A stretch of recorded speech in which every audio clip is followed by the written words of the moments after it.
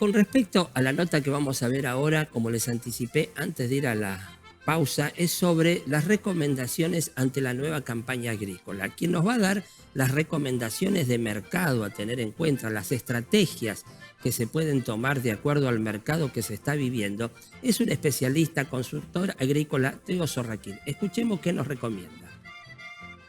Cuando uno ve en general cómo estamos cerrando la campaña, salvo aquellos que tuvieron algún daño climático, es una campaña que está cerrando en pesos, por lo menos con rentabilidad, por supuesto mucho, con altísima presión fiscal, etcétera, pero hay que tomar decisiones para la que viene. Entonces, lo que tiene que ver con la venta de granos, hablando de agricultura, se han ubicado en una franja de precios que podríamos considerar altos, o por lo menos que están ubicados en niveles históricamente altos en dólares. Y vemos que eso, por lo menos en el corto plazo, tiende a sostenerse, pareciera que tiende a sostenerse. Entonces, voy a ir vendiendo en función de mis necesidades financieras o en función de comprar cosas que estén dolarizadas. Porque hay algo que están ocurriendo en las empresas que nadie quiere tener pesos con mucha lógica bajo los entornos de inflación actuales. Y cuando vamos a comprar insumos, hay que separar. El gran problema de los insumos hoy son los fertilizantes, donde hay un serio problema con la forma de pago, que es casi contado. Te obligan, digamos, entre comillas, a retirarlo, cosa que antes no tenías esa obligación, ese apuro, y están valiendo lo que valía la urea, $400 vale 1.300, el fósforo que valía 500 vale 1.500. Entonces, en agroquímicos ese problema no es tan grave y en semillas tampoco, pero hay que armar una estrategia para cada empresa. En el caso de estos insumos, decías, están obligando al pago de contado, no hay financiación y también te exigen el retiro del insumo. ¿Por qué? ¿Qué está sucediendo? En el caso, porque lo que está pasando cuando hablas con las empresas tiene una lógica atrás, no es que te obligan, sino que decir, a ver, hay una demanda que todavía, a pesar de los precios, existe, hay una menor oferta, hay problemas por Rusia, por Ucrania, por problemas de todos los barcos que están detenidos en Shanghái o en distintos lugares que hay un problema de transporte. Entonces, la venta, a diferencia de otros años que las empresas compraban, estoqueaban e iban vendiendo, se está haciendo más lo que se llama spot. O sea, vos querés, compro, vendo, compro, vendo, compro, vendo. Y no voy a estar acumulando en mi propio almacenaje, entonces te pido que al 30 de abril o al 30 de mayo lo retires. Por supuesto que esto es flexible, se está hablando, pero cambió. Antes vos, generalmente los fertilizantes, por ejemplo, los comprabas con un canje, digo, te compro el fertilizante y te entrego trigo, o te entrego soja, o te entrego maíz a la cosecha, y hoy esa alternativa está muy reducida, prácticamente no existe. La incertidumbre y la volatilidad son dos factores inherentes a lo que es el comercio de granos. Entonces, esto hoy supongamos que mañana a la mañana alguien dice, che, por ahí hacemos un tratado de paz, capaz que los granos se caen $100. O, digamos, se alarga el problema del COVID en China y suben $100. Entonces, lo que decimos es, pareciera que van a estar en una franja alta. Esto no estamos diciendo un precio. Hay instrumentos de cobertura, en mercados de futuro, etcétera, que uno puede decir, espero, pero le pongo un piso de precio, esa cobertura existe. Pero lo que vamos diciendo es, hoy tenés precios que son buenos, lo que no podés hacer, entre comillas, no podés hacer es vender y no saber qué hacer con el dinero. Entonces, hoy una parte va a pagar los gastos corrientes, otra parte vos lo podés tener invertido en pesos para las cuentas del mes que viene, otra parte vas y comprás insumos adelantados, que es una forma de comprar dólares. Entonces, lo que hoy antes uno vendía y después pensaba qué hacer, es al revés. Pienso qué voy a hacer y después vendo. Queremos consultarte por otro subtítulo de este informe que tiene que ver con el impacto de la macroeconomía en la microeconomía de las empresas. ¿Qué niveles de impacto, qué tipos de impactos estás viendo y cómo manejarse en una macroeconomía con niveles de incertidumbre altos y con la certeza clara de que la inflación en el corto plazo no va a bajar, ¿no? Sí, hay una pregunta clásica que es, bueno, ¿y esto cuándo explota? Lo que pasa es que ya explotó y somos argentinos y no nos dimos cuenta, pero digamos, estamos teniendo en un mes la inflación que otros países tienen en 1 o en 2 años, ¿no? O sea, eso claramente condiciona y lo que hace es que uno, en lugar de ir sexta a fondo, va cuarta y con cuidado. O sea, el nivel de inversiones es mucho menor que el que podría ser. Los salarios de la gente que trabaja con uno se deteriora más rápido, con lo cual obliga a revisar más. Los accionistas de las empresas dicen, nosotros también nos estamos quedando atrás. Entonces, tenés una demanda financiera muy alta una incertidumbre alta para tomar, y sobre todo lo que está impactando la macro global más la macro del negocio es que vos vas a sembrar esta campaña o producir esta campaña con costos 2 o 3 veces más altos en dólares. O sea, hay una inflación en dólares que, sumada a la inflación en pesos, está haciendo un combo que te obliga a tomar decisiones. Estás como trabajando sin red, ¿no?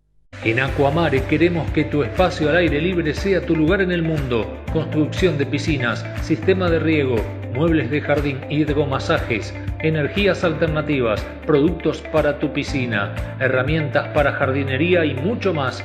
Locales en Resistencia, Avenida Sarmiento 2100, celular 3624-517841. En Corrientes, Avenida 3 de Abril, celular 3794-5065-520. Reempadronamiento de productores Antecipach del 18 de abril del 2022 hasta el 20 de mayo del 2022 con el objeto de actualizar la base de datos. Consideraciones: productor con registros anteriores solo se le solicitará DNI. Productor nuevo, fotocopia del título de propiedad o contrato de arrendamiento, constancia de inscripción en ATP y AFIP, fotocopia de DNI. Consultas a la delegación de su localidad o al 362-444-8076. Ministerio de la Producción, Industria y Empleo, Chaco, Gobierno de Todos. Apertura de inscripción para registro de intención de siembra en Cipach para los siguientes cultivos: girasol del 18 de abril del 2022 al 10 de junio del 2022, trigo del 18 de abril del 2022 al 20 de mayo del 2022. Requisitos: fotocopia de DNI, quit, constancia de ATP y AFIP, documentación del lote a sembrar, constancia de inscripción en CISA. Consultas en la delegación de su localidad o al 3624-444-8076. Ministerio de la Producción, Industria y Empleo, Chaco, Gobierno de Todos. La nota que les voy a traer es para aquellos productores especialmente que se dedican a la siembra de alfalfa en nuestra provincia y en la región. La ingeniera agrónoma Silva Olivo, ella desarrolla su actividad en la Estación Experimental Agropecuaria del INTA de Manfredi, nos va a dar algunas consideraciones importantes a la hora de realizar la siembra de esta leguminosa. Para aumentar o en búsqueda de aumentar esa eficiencia de siembra, que estaba en el rango de los 30 a los 50% de eficiencia de siembra, desde INTA Manfredi llevamos adelante un ensayo el año pasado donde evaluamos, donde a través de la calibración de la máquina sembradora logramos incrementar a un 60% la eficiencia de siembra en este cultivo. ¿Y qué fue lo que hicimos? Levantamos las ruedas tapadoras de la sembradora, entonces hicimos que la semilla se pudiese ir a una mayor profundidad, evitando que se tape el surco, y de esa manera la semilla pueda quedar en contacto con la humedad. Eso no solo que facilita que la semilla emerja más rápidamente porque está en contacto directo con la humedad y no tiene tierra que la cubre de manera abundante, como suele ser con rueda tapadora, sino que además la planta se ve como protegida durante los primeros estadios por ese surquito que se forma en el proceso de la siembra. A los 3 días de la siembra ya teníamos en ese sistema versus con rueda tapadora a una velocidad de 5 kilómetros el 15% de las plantas emergidas. Y a los 15 días con este sistema de sin rueda tapadoras teníamos el 60% de las plantas emergidas, mientras que en los otros tratamientos solamente estaba el 21%, valor que se mantiene estable a lo largo del tiempo. También lo que hicimos fue medir la producción de biomasa al primer corte y obtuvimos un 25% más de biomasa, consecuencia del mayor número de plantas y de mejor desarrollo radicular que también medimos de este sistema, de esta forma de siembra o de calibración de la máquina, mejor dicho, sin ruedas tapadoras.